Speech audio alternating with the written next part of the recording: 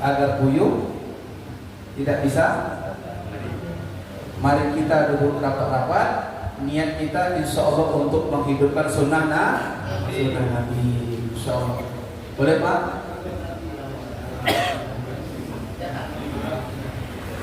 Nasihat dari ulama kita, mudah-mudahan pengorbanan yang kita buat hari ini, pengorbanan kita yang sedikit ini menjadi asbab hidayah untuk diri kita, keluarga kita, dan umat seluruh orang.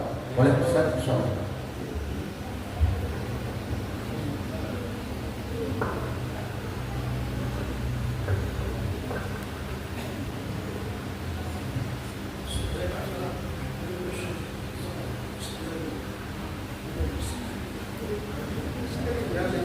Bismillahirrahmanirrahim. Assalamualaikum warahmatullahi wabarakatuh.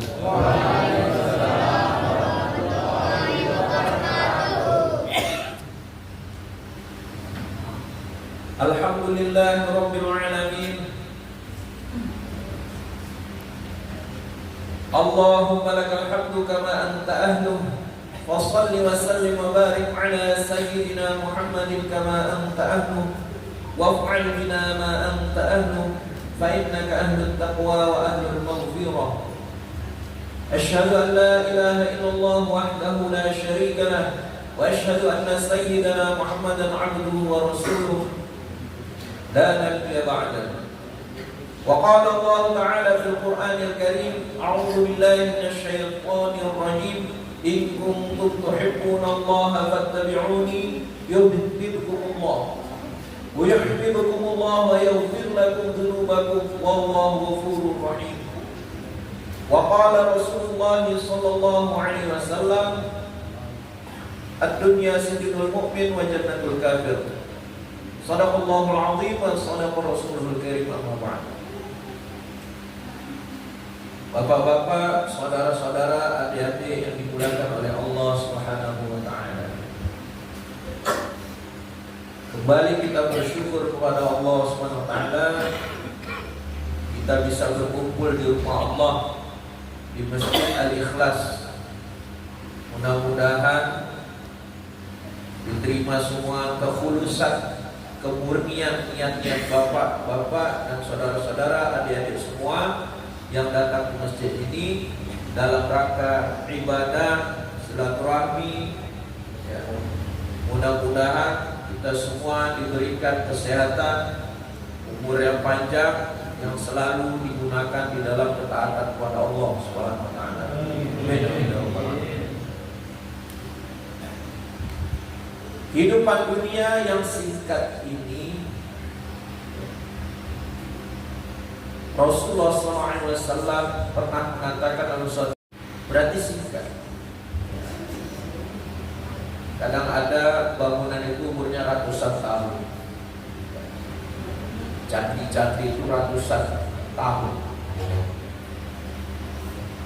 Kita ternyata melihat bangunan-bangunan saja, kita sudah lama meninggalkan zaman di antara orang-orang yang lebih lama di antaranya. Artinya ada yang lebih tua, ada yang lebih tua lagi yang sudah meninggal. Mereka lebih dahulu melihat apa yang ada di dunia ini.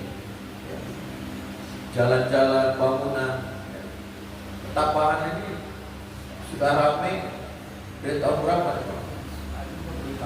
20 tahun. Ada yang belum lahir lagi yang duduk di sini 20 tahun yang lalu. Artinya apa? Untuk manusianya kita singkat. Untuk dunia yang kita pijak ini pun sebenarnya singkat. Tapi belum lagi masanya datang hari kiamat. Belum. Ya. Kalau datang hari kiamat, ya, maka diceritakan gunung-gunung ini seperti berterbangan bagaikan kapas. Ya. Semuanya pasir-pasir semua terangkat. Tidak ada lagi yang tersisa. Yang punya kebun dah habis. Ya. Tak ada lagi kebunnya, hilang. Maka bapak-bapak, saudara-saudari yang dimuliakan oleh Allah Subhanahu wa taala, maka yang kita persiapkan bukan yang singkat ini sebenarnya. Yang kita persiapkan untuk kehidupan yang lebih lama, yaitu akhirat. Jadi pernah Rasulullah SAW cerita kepada sahabat Abu Hurairah dan sahabat Hudzaifah radhiyallahu anhuma, nanti di titian sirat. Jadi kita nanti sebelum masuk surga ada namanya titian sirat, Pak. Itu lebih tipis daripada mata pedang. Kita akan menyeberang titian tersebut sebelum masuk ke dalam surga. Maka Rasulullah SAW ceritakan kepada sahabatnya, nanti ada sekelompok orang yang melewati titian sirat secepat kilat. Ini sahabat Abu Hurairah terkejut cerita ini, bersumpah di abi wa ummi, ya, dengan bapak dan ibunya. Ini apa maksudnya Rasulullah? Kok melewati titian sirat sebelum masuk surga itu secepat kilat? Maka Rasulullah katakan, kamu lihat kan kilat, dia datang dan menghilang sekejap mata. Ada yang kilat lama, Pak. Keluar petir langsung hilang. Seperti itu secepat kilat orang yang melewati titian sirat. Ada yang melewati titian sirat, kata Rasulullah SAW, yang seperti tiupan angin. Ya, kalau ada dedaunan ditiup angin, bahkan ada angin topan, angin yang bisa mengangkat benda-benda karena kuat dan kencangnya, tapi lebih cepat kilat tadi. Yang kedua angin, dia berjalan melewati titian sirat secepat angin, lumayan cepat, jauh lebih cepat, ya, dibandingkan ada yang seperti mana orang yang berlari. Nanti ada yang seperti berlari maraton. Ada yang suka maraton di sini. Anak-anak muda ini suka nih maraton, lari-lari, main futsal, suka main bola semua ini. Itu tuh bayangkan nanti hari di titian sirat itu seperti berlari, tapi jangan ambil yang itu. Kalau dapat ambil yang secepat kilat atau secepat angin. Maka ada juga, ya, mereka yang melewati titian sirat tadi bagaikan seperti burung yang terbang. Ya lumayan, ya, bisa dikatakan hampir mirip dengan yang berlari. Kemudian ada yang merangkak, kehabisan bekal amal. Dulu yang isinya piti terus, Pak. Duit, rupanya sholat gak dijaganya, tinggal-tinggal, ya, baca Quran gak pernah, ya, sedekah juga jarang-jarang. Jadi amalnya sedikit. Jadi ibaratnya baterainya udah habis, udah jalan secepat mungkin, secepat angin, tiba-tiba di tengah jalan udah habis amalnya, gak cukup untuk membawa dia. Karena diceritakan oleh Rasulullah, amalnya lah yang membawanya melewati titian sirat. Jadi pada saat itu ada amanah dan silaturahmi di kanan dan kirinya, bagaikan itu sebagai pelindung dan pengecas. Jadi orang yang rajin silaturahmi, orang yang menjaga amanah, ya, insya Allah dia akan mendapatkan perlindungan ketika melewati titian sirat. Ya. Maka di sela-sela itu Rasulullah bercerita nanti ada juga yang kena bandulan. Di sana di titian sirat ada seperti bandulan, tapi dia ada cangkoknya, kail. Jadi ketika itu ada orang yang sudah tercelup, jatuh dia, Pak, karena sudah habis bahan bakarnya, yaitu amal tadi untuk berjalan. Jatuh dia, tapi ada yang diselamatkan lagi, ditolong lagi untuk bisa melewati titian sirat. Masih seperti itu Allah menyelamatkan hambanya. Ya. Ada juga yang betul-betul masuk ke dalam neraka. Ya. Maka ketika itu Rasulullah bercerita, maka dalamnya neraka adalah seperti 70 tahun perjalanan. Kalau ada anak bayi bisa jalan baru lahir, melakukan perjalanan, ya, dari sini ke Mekah, nanti jalan lagi kemana-mana keliling dunia. 70 tahun melakukan perjalanan. Kita ukur jalannya itu berapa meter, berapa kilometer, berapa mil. Maka 70 tahun umur bayi tadi barulah kita sampai ke dalam dasar keraknya api neraka. Begitu dalam neraka itu. Maka kalau kita bayangkan ada bayi dilempar dari mulut neraka, maka dia sudah umur 70 tahun berubah, dia baru sudah sampai ke kerak neraka. Itu simpelnya. Maka bapak-bapak, adik-adik dimuliakan oleh Allah SWT, ini bukan tempat kita untuk bermain-main di dunia. Memang kita dalam permainan, ya. Semua sudah ditakdirkan Allah, makan dan minum, ya, kaya miskin, senang susah, ya. Rukun iman itu. Rukun iman kita sa'idun wa syaqiyun, senang dan susah kita sudah ditakdirkan Allah. Detik keberapa, bukan hanya menit, jam, tanggal, bulan, detik keberapa kita sedih, maka di saat itu sudah ditulis oleh Allah, kamu bersedih pada detik tersebut.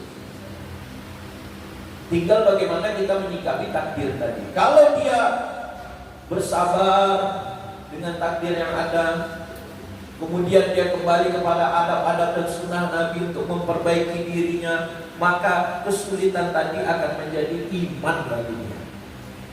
Ya. Yang dilihatnya apa? Oh, sulit ini kan Allah yang kasih.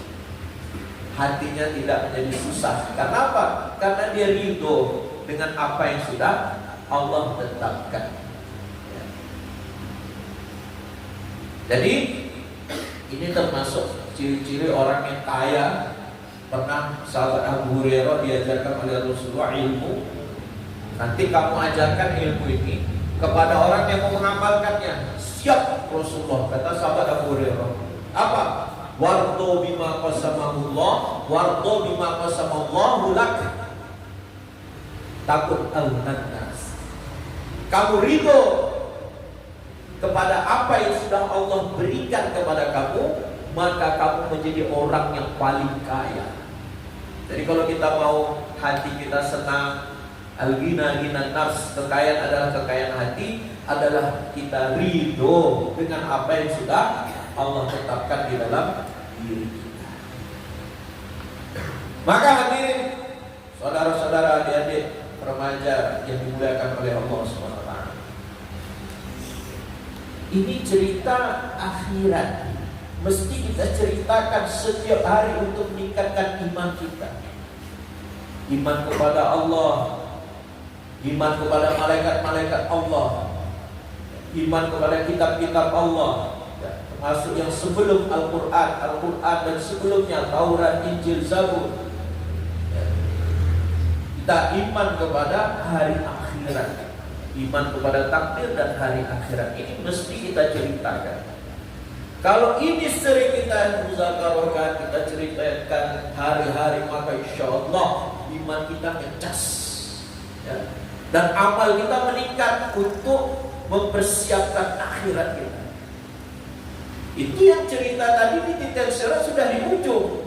Belum nanti kita di alam barzakh, di kubur. Sebelum itu ada yang pertama kali kita jumpai alam barzakh. Di kubur itu ada alamnya, ada kehidupannya. Belum lagi nanti kita menuju ke pada mahsyar, ketika sudah kiamat semuanya dikumpulkan. Yaumul mizan, ditimbang amalan kita, mana berat dosanya atau kebaikannya. Kalau berat kebaikannya, maka dia bisa melanjutkan. Ini perlu dipertimbangkan dari sekarang, ya. Bapak-bapak, adik-adik semua, kita pikirkan dari sekarang sebelum kematian datang. Kemudian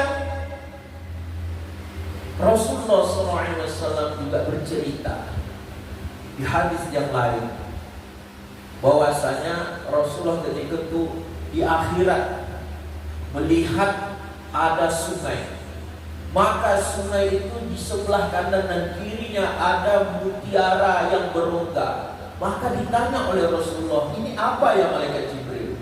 Ini adalah Kautsar yang Allah berikan kepada engkau, telaga Kautsar. Jadi telaga Kautsar ini dalam satu riwayat Rasulullah SAW jelaskan bahwasanya berapa besarnya lebarnya telaga Kautsar itu selebar 1 bulan orang melakukan perjalanan. Lebar ternyata, lebar sekali. Jadi barang siapa yang meminum air telaga Kautsar nanti di akhirat kelak, ketika kita melakukan perjalanan sampai ke titik sirat nanti mau menuju surga, maka orang itu nanti ketika dikumpulkan setelah alam barzakh, ya, yang nanti dia bisa ada kesempatan berjumpa dengan Rasulullah, Nabi besar Nabi Muhammad SAW yang merindukan ini umat. Beliau menunggu kita di telaga Kautsar, menunggu umatnya ini supaya diselamatkan semua masuk ke dalam surga. Maka dalam keadaan menunggu tadi Rasulullah berharap supaya umatnya meminum air telaga Kautsar. Kalau kita meminum air tersebut dapat berjumpa juga dengan Rasulullah, maka la yalma'u ba'dahu abada, tidak akan pernah haus selama-lamanya. Jadi setiap para nabi punya telaga masing-masing untuk diminum oleh orang-orang yang melewati akhirat nanti, perjalanan akhirat. Kita akan dikasih kesempatan sebagai umat Nabi untuk meminum tersebut kalau memang kita diizinkan berjumpa dengan Rasulullah. Nah, ini kuncinya. Bagaimana kita jumpa Rasulullah? Bagaimana kita selamat melewati titik surat tadi sampai masuk surga? Ini menjadi PR bagi kita. Ya. Maka di dalam Al-Quran, qul, katakanlah wahai Muhammad, in kuntum tuhibbunallah, jika engkau benar-benar mencintai Allah. Jadi ini ayat ini disuruh disampaikan kepada umatnya. Kalau kalian benar-benar mencintai Allah, fattabi'uni, maka ikuti aku. Ikuti Rasulullah SAW. Kalau mau dapatkan Rasulullah, kenal dulu dengan Allah yang menciptakan kita. Ya. Ya. Melalui sunnah Nabi jalan. Artinya apa? Kita mau mendapatkan surga, pemiliknya Allah. Dua-duanya kita dapatkan cintanya sebenarnya, cinta Allah dan Rasulnya. Tapi Allah pertama sekali masukkan ke dalam diri kita, hati kita. Ya. Ini kata kunci pertama, melalui cara hidup Rasulullah SAW.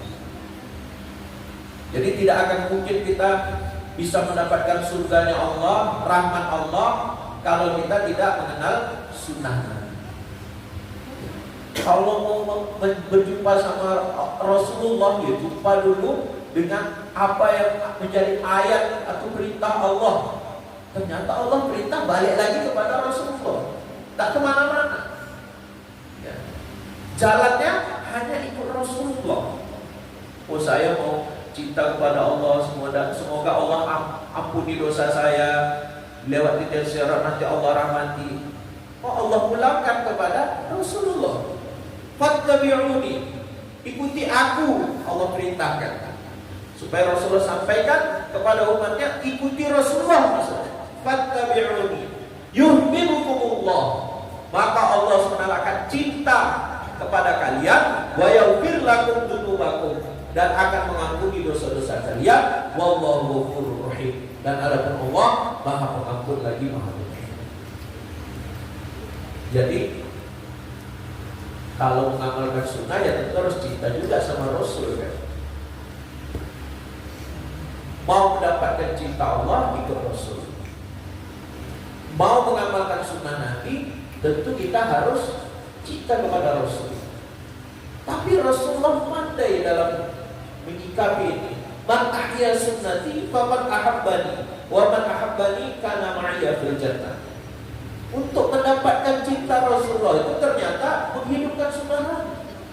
Barang siapa yang menghidupkan sunnahku, sungguh ia cinta kepadaku, dan barang siapa yang cinta kepadaku akan bersamaku di dalam surga. Jadi ciri-ciri yang pertama orang itu cinta kepada Rasul, pasti dia mengamalkan sunnah. Pernah suatu ketika Rasulullah SAW mengambil wudu, kemudian airnya menetes, diambil sama sahabat, disapukan ke badan. Terkejut Rasulullah. Kenapa kalian lakukan ini, kata Rasulullah? Ma yahmilukum ala hadha. Apa yang mendorong kalian untuk mengambil air bekas cucian wudu Rasulullah untuk dilapkan ke badan mereka masing-masing? Maka sahabat-sahabat Nabi menjawab, hubbullah wa rasul. Kami melakukan ini karena cinta kepada Allah dan Rasulnya. Coba ya, kalau cinta kepada Allah dan Rasulnya, tentu cintai Rasulullah dulu. Ya kan gitu. Thariqahnya itu, cara mendapatkan cinta Allah ikut Rasulullah. Itu kita pahami dulu. Diampuni Allah, disayangi Allah, dibantu Allah, dimudahkan Allah kehidupan kita, dilapangkan rezeki. Caranya ikut Rasulullah. Jadi sahabat Nabi ini orang yang cerdas dan pintar. Dia tidak mau. Mereka ingin Rasul dan Allah cinta kepada mereka. Bagaimana caranya? Ya dibuat aja apa? Oh, ini bekas sisa wudhu Rasulullah, ambil lah. Mudah-mudahan Rasul dan Allah cinta ini kan tak kena bekas wudhunya Nabi Allah ini, kekasih Allah. Mudah-mudahan Rasulullah cinta dan Allah mencinta, Allah cinta dan Rasulullah cinta, dua-duanya. Maka man sarrahu ayyuhibballaha wa rasulah, barang siapa yang senang dia bisa cinta kepada Allah dan Rasulnya. Dan disampaikan Rasul bukan hanya itu, atau yuhibbuhullahu wa rasuluh, bukan hanya dia mencintai Allah dan Rasulnya, tapi ada juga Allah dan Rasulnya berbalik cinta kepada dia. Allah dan Rasulnya juga cinta kepada dia. Jadi bukan pengakuan semata dari satu orang. Oh, aku mau cinta kepada Allah dan Rasulnya. Bukan. Tapi Allah dan Rasulnya juga cinta kepada orang tersebut. Maka diajarkan oleh Rasulullah SAW, yang pertama adalah falyasduq hadithan ila haddatha, maka hendaklah ia jujur di dalam berbicara ketika dia berbicara. Modal pertama kita mendapatkan cinta Allah dan Rasulnya, jujur. Ya, jujur dengan diri sendiri dulu. Kita anak muda sudah mengucapkan 2 kalimat syahadat. Asyhadu an la ilaha illallah wa asyhadu anna Muhammadar Rasulullah. Aku bersaksi bahwasanya tiada Tuhan selain Allah dan Nabi Muhammad adalah utusan Allah. Jujur tidak kita harus ucapkan ini? Harus jujur tidak perlakuan kita. Artinya apa? Kita siap taat apa yang menjadi perintah Allah, apa yang menjadi sunnah Rasulullah. Kita harus siap taat. Ya. Ucapan kita ini harus bersesuaian dengan apa yang kita perbuat. Termasuk di situ berbohong juga nggak boleh. Ya, anak muda ini nggak boleh bohong sama orang tuanya. Ya, kita harus jujur. Ditanya orang tua, jawab. Ya. Jangan sampai kita berbohong. Ini akhlak. Mengapa kita nggak berhasil hidup kita? Ternyata kita sering berbohong. Kalau berbohong tidak mendapat cinta Allah dan Rasulnya. Jadi pernah Rasulullah SAW memberitahukan sahabat, maukah aku beritahukan 2 dosa besar? Maka sahabat menjawab, ya, mau Rasulullah. Yang pertama adalah menyebutkan Allah. Yang kedua adalah durhaka kepada kedua orang tua. Ini dosa besar. Maka Rasulullah membahas mengenai dosa besar durhaka kepada kedua orang tua. Boleh-boleh saja dosa-dosa yang pernah kita perbuat ini, selain daripada syirik tadi, dosa-dosa yang kita perbuat di dunia ini Allah SWT hapuskan. Tapi dosa kepada kedua orang tua sebelum dia meninggal dunia, maka Allah akan siksa dia, Allah akan azab dia. Jadi jangan sampai di antara kita anak-anak muda durhaka kepada kedua orang tua kita. Minta maaf. Setelah kita duduk dalam majelis ini, jumpai orang tua, minta maaf apa yang pernah kita perbuat dari lisan, tangan, perlakuan kita, ucapan kita, semua. Kita minta maaf.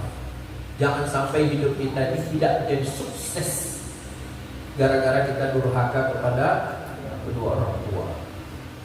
Maka ulama menjelaskan apa yang dikatakan durhaka kepada kedua orang tua. Satu, ialah tidak taat. Selagi itu halal dan baik, maka taatilah. Tidak ada keharaman, ikuti saja apa kata orang tua kita. Yang kedua adalah kita menjadikan orang tua kita itu susah. Ya. Jangan sampai kita menyusahkan kedua orang tua kita. Ya. Takalluf, memberatkan, membebankan orang tua tidak boleh. Jelas adik-adik semua.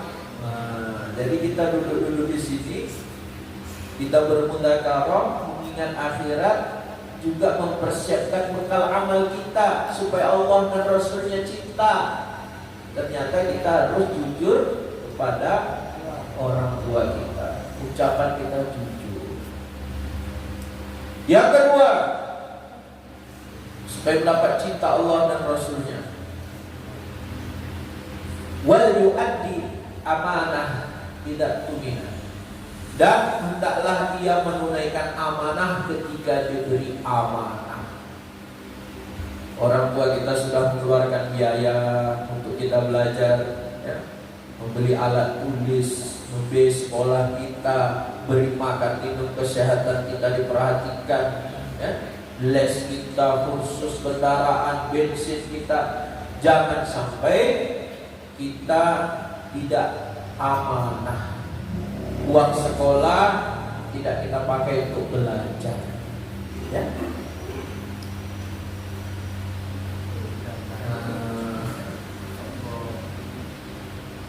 Dibayar SPP deh sekarang. Gratis. Jadi kalau kita amanah dengan uang yang diberikan, amanah dengan makanan yang kita makan, kita gunakan untuk belajar, maka Allah dan Rasulnya cinta kepada kita. Harus amanah.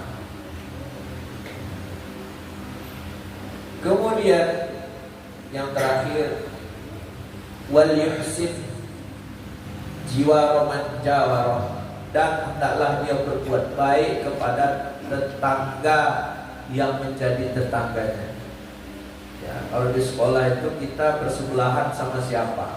Kalau di rumah kita bersebelahan sama siapa? Sebelum tetangga luar, berarti adik-beradik kita harus akur. Sama orang tua harus baik. Di sekolah dengan kawan-kawan tidak berkelahi. Di sekolah dengan guru-guru menjadi orang tua kita di sekolah. Itu tetangga asli itu, ya. Yang selalu berdampingan bersama kita, itulah aslinya tetangga kita. Selebihnya di luar dari lokal kita itu juga termasuk tetangga. Di luar dari rumah kita, rumah tetangga sudah termasuk tetangga. Tapi sebelum membahas itu, tak akan mungkin orang itu berbuat baik dengan tetangganya karena Allah sebelum dia berbuat baik dengan orang yang berdampingan dengan dia. Ya. Maka bekal kita yang paling kuat itu sebenarnya menuju akhirat itu adalah hal-hal yang seperti ini. Ya. Kapan kita bisa menguatkan diri kita supaya bisa mendapatkan jujur, amanah, dan juga kita mendapatkan berbuat baik dengan orang di sekitar kita? Ada ilmu. Ustaz berat Ustaz ya, yang disampaikan Ustaz itu berat sekali rasanya. Sering kami bohong. Duit orang tua pun sering kami pakai untuk yang lain. Ya. Ternyata Rasulullah pernah nasihati, sahabat Abu Hurairah lagi dinasihati, wattaqi al-maharim. Ya. Kamu jauhilah yang haram-haram. Ya. Takut a'badan nas, maka kamu bisa menjadi orang yang paling banyak ibadahnya. Ya. Wattaqi al-maharim, kamu jauhilah perkara yang haram-haram. Takut a'badan nas, maka kamu akan menjadi orang yang paling banyak ibadah. Jadi kalau kita mau banyak ibadah, banyak kebaikan, akhlak kita juga menjadi lebih baik, maka tidak lepas daripada jauhkan yang haram. Dari makan haram, mencuri, ya. Jangan. Tadi sama juga pembahasan kita, pembahasan balik-balik kepada berbohong tadi, uang kita pakai untuk yang lain. Maka untuk merubah itu semua butuh iman dan kemudian butuh amal yang sangat baik, yaitu sholat. Jadi dosa yang paling besar di atas permukaan bumi ini sebenarnya bagi kita orang Islam meninggalkan sholat. Ya. Man aqamas sholat faqad aqamat din. Barang siapa yang mendirikan sholat, sungguh dia mendirikan agama. Wa man taraka sholat faqad hadamat din. Barang siapa yang meninggalkan sholat, sungguh dia menghancurkan agama. Jadi pernah satu guru kami menjelaskan bagaimana permisalan orang yang menghancurkan agama tadi. Ibaratnya kita ini di atas pondasi-pondasi, Pak. Ya. Maka orang yang meninggalkan sholat ini sama dengan yang meruntuhkan orang yang sedang di atas pondasi tadi. Dia merobohkan. Makanya ini adalah dosa yang besar. Baik pondasi keimanan dia, dirinya, maupun orang Islam secara keseluruhan. Jangan sampai ada dari kita yang meninggalkan sholat. Jangan sampai. Jadi sholat ini sudah Allah SWT janjikan, inni iftaratu ala ummati, sungguh aku telah memfardukan ke atas umat engkau pada Rasulullah khamsa salawatin, 5 waktu sholat diwajibkan ke atas kita. Ahidtu indi ahdan, kalau sudah diulang-ulang bahasa ahad di sini, kalau dalam ilmu nahwu sharaf, aku betul-betul berjanji kata Allah. Ini Allah berjanji. Man hafadha alaihinna fi waqtihinna. Dalam suatu mafhum bahwasanya aku betul-betul berjanji, barang siapa menjaga sholat 5 waktu dan tepat pada waktunya, adkhaltuhu al-jannah, maka Allah akan masukkan dia ke dalam surga. Ada khalqul jannah. Allah akan masukkan orang tersebut ke dalam surga fi ahdi, di dalam jaminan Allah, janjinya Allah.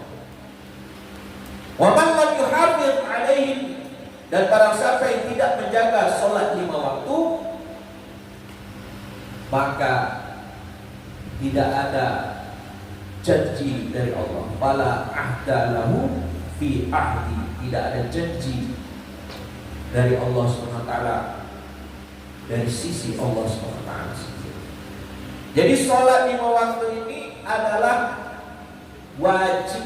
Kalau ada orang yang meninggalkannya, berarti dia melakukan dosa, dosa yang besar, maksiat yang besar. Bagaimana mungkin kita mendapatkan cintanya Allah dan cintanya Rasul kalau seandainya di antara kita masih ada yang meninggalkan sholat? Inna sholata tanha 'anil fahsya'i wal munkar. Kalau kita betulkan sholat kita berjemaah ke masjid di awal waktu, takbiratul ula, maka sholat kita tadi itu akan menjadi pencegah dari perbuatan yang keji dan mungkar. Tadi kita bahas di awal kan, dapat cinta Allah dan Rasulnya kan sosialnya bagus, akhlaknya bagus. Ternyata urutannya harus menjaga sholat dulu. Kalau seandainya ada orang yang berakhlak bagus, sosialnya bagus, tapi dia tidak menjaga sholat, itu dipertanyakan. Ya. Makanya orang-orang yang mendapatkan kemurnian di dalam bersilaturahminya, jujurnya, ya, dalam amanahnya, itu adalah orang yang melakukan karena Allah. Tentu dia menjaga sholat. Jadi surga yang dijanjikan dalam Al-Quran, surga itu bagaimana? Kullama ruziqu minha min thamaratir rizqan qalu hadha alladhi ruziqana min qablu wa utu bihi mutasyabiha. Jadi ketika kita masuk ke dalam surganya Allah, yang berangkat tadi sudah sampai ya Pak ya, yang berangkat ke titik surga masuk juga ke surga. Maka ketika dia melihat kullama ruziqu, setiap kali dia dikasih rezeki oleh Allah, bil thamarah, berupa buah-buahan. Apa yang enak di sini buah-buahan? Apel, durian, buah sawit. Payah dimakan Pak ya, pahit.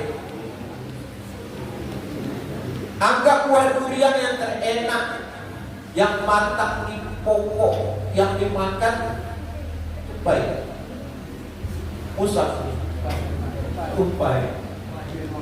Itu kalau durian sudah dimakan tupai satu bagian ruangan itu pasti enak, insya Allah yang bagian sebelah. Nah carilah yang berlubang nanti, durian di atas pokok itu yang jatuh yang sudah dimakan tupai sedikit. Maka ketika orang itu sampai ke dalam surga, diperlihatkan buah durian tadi. Qalu hadzal ladzi ruziqana min qabl. Ini kan dulu pernah Allah berikan kepada aku ini di dunia ini. Ya. Wa utu bihi mutasyabiha, dan diberikan mirip. Terkejut dia, mirip ya. Dulu sudah pernah di dunia makan durian, kok mirip nih di akhirat.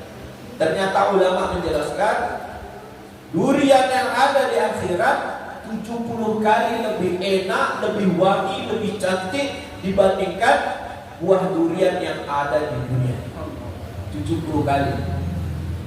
Berarti kalau rasa enaknya itu dikali 70, wanginya tercium dikali 70. Nikmat. Jadi kira-kira anak-anak muda kita sekarang ini siap tidak jadikan Allah sendiri jaminannya Allah untuk dimasukkan ke dalam surga. Siap tidak? Apakah datang ke surga untuk makan durian saja? Banyak lagi makanan-makanannya. Jadi yang haram-haram, pacaran juga tinggalkan, supaya kita mudah ibadah kepada Allah, supaya sholat kita diterima. Dan sholat tadi mencegah dari akhlak-akhlak yang tidak baik. Barulah kita bisa jujur, amanah, bisa berbuat baik dengan sesama, karena sholatnya tadilah yang menjadi kekuatan. Inna sholata tanha 'anil fahsya'i wal munkar. Jadi ada urutannya, Pak. Adik-adik semua ya, lu masuk surga, dapat jaminan Allah, jaga sholat, ya kan? Mendapat cinta Allah dan Rasulnya, ternyata itu setelah kita jaga sholat. Dilihat sama Allah, ini betul nggak? Ya, betul nggak ya? Ternyata di istiqomah. Lama-lama Allah perbaiki. Jadi yang kedua, untuk memperbaiki hidup kita supaya kita remaja ini sukses dunia dan akhirat, kita harus buat dakwah. Ya ayyuhalladzina amanu taqullaha wa qulu qawlan sadida yuslih lakum a'malakum. Jadi cara yang paling mujarrab sudah Allah sampaikan di dalam suci Al-Quran. Wahai orang-orang yang beriman, bertakwalah kepada Allah dan kalian ucapkanlah perkataan-perkataan yang lurus.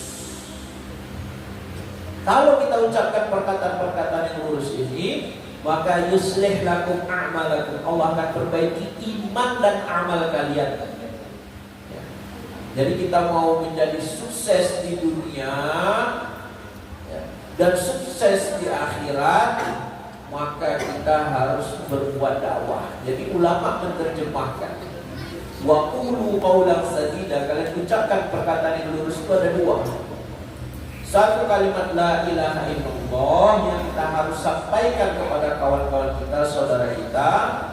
Yang kedua ialah mengajak orang kepada perintah-perintah Allah. Jadi kalau ada orang yang sakit, sampaikan la ilaha illallah yang menyembuhkan Allah. Ini latihan dakwahnya anak remaja ini ada.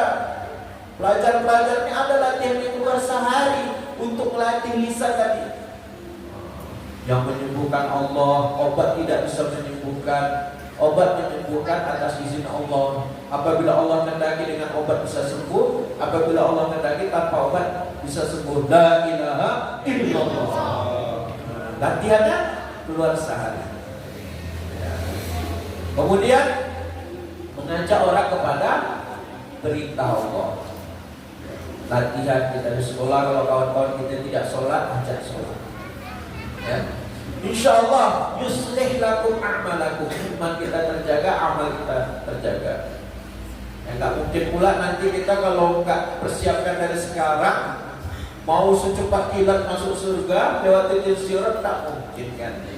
Ya, baterai belum dicas, handphone kita tidak pernah dicas, tiba-tiba kita mau hidupkan, gimana ininya?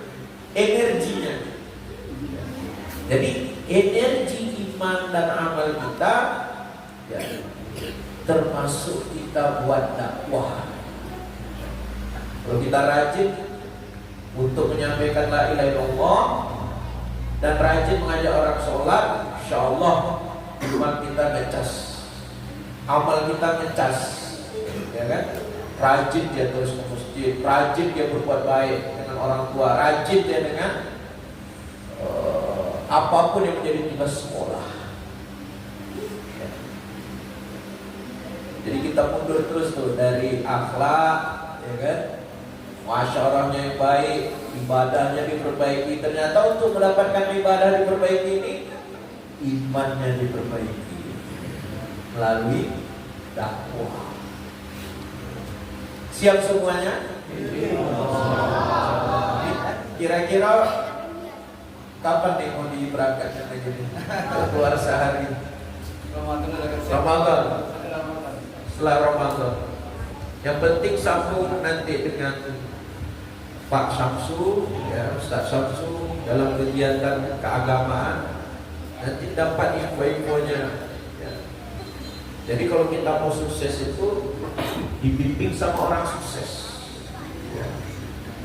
Kalau kita nggak dibimbing sama orang sukses, nanti jalan-jalan. Kami tadi jalan-jalan juga.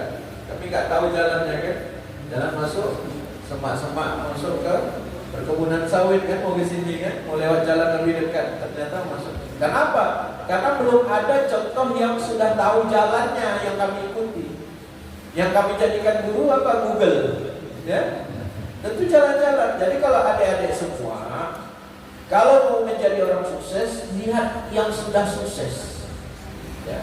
Pak Samsu misalnya sudah ada sekolahnya, sudah menjadi guru. Ya. Ini salah satu contoh. Bapak-bapak yang lain di sini, dia sudah sukses, kita contoh. Dunianya sukses, akhiratnya sukses. Tapi kalau kita nggak mau ikut jalur ini, kita nanti jalan-jalan. Ya. Ya mumpung jalan-jalannya dapat masuk surga. Kalau terpeleset masuk neraka gimana jalan-jalan? Jadi kita niatkan semuanya insya Allah ya.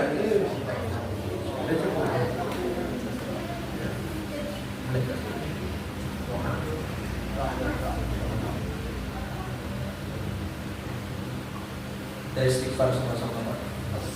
Astaghfirullahaladzim alladzi la ilaha illa huwal hayyul qayyum wa atubu ilaihi. Astaghfirullahaladzim alladzi la ilaha illa huwal hayyul qayyum wa atubu ilaihi.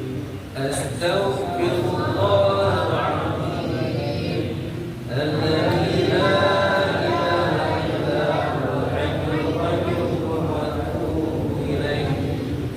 Na'udzu billahi minasy syaithanir rajim. Bismillahirrahmanirrahim. Alhamdulillahi rabbil alamin. Allahumma lakal hamdu kama anta ahlun. Wa shalli wa sallim wa barik ala sayyidina Muhammadin kama anta ahlun. Wa'fu bina ma anta ahlun. Fa innaka ahlut taqwa wa ahlul maghfirah.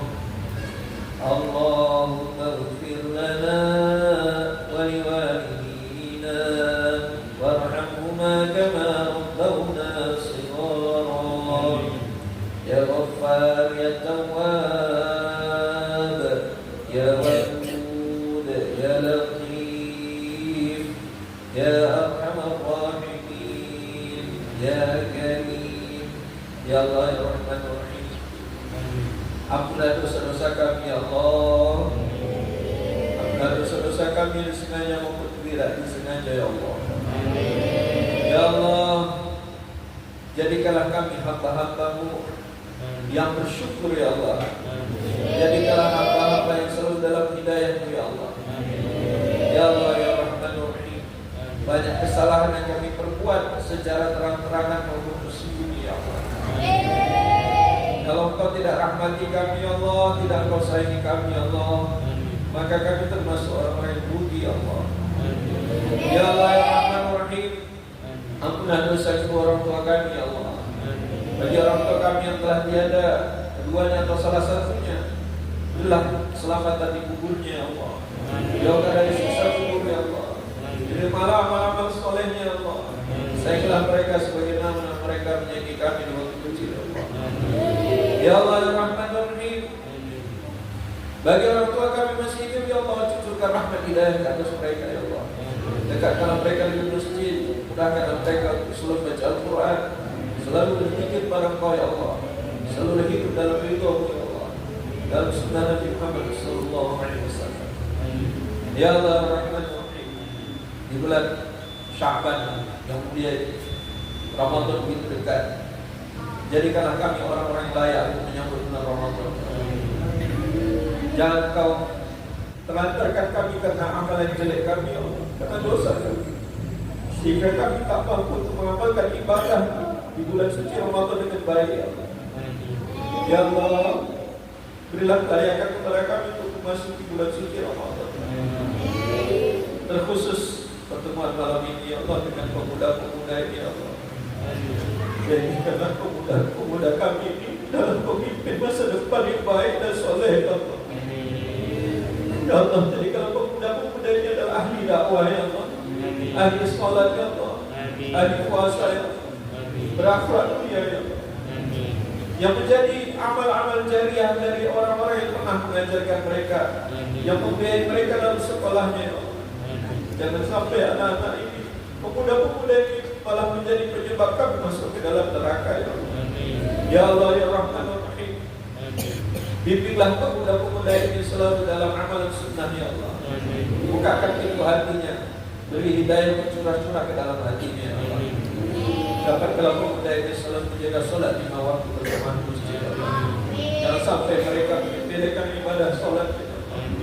Banyak pemuda-pemuda jauh daripada masjid, banyak pemuda-pemuda yang tidak solat, ya Allah. Ya Allah, berilah mereka hidayah, ya Allah.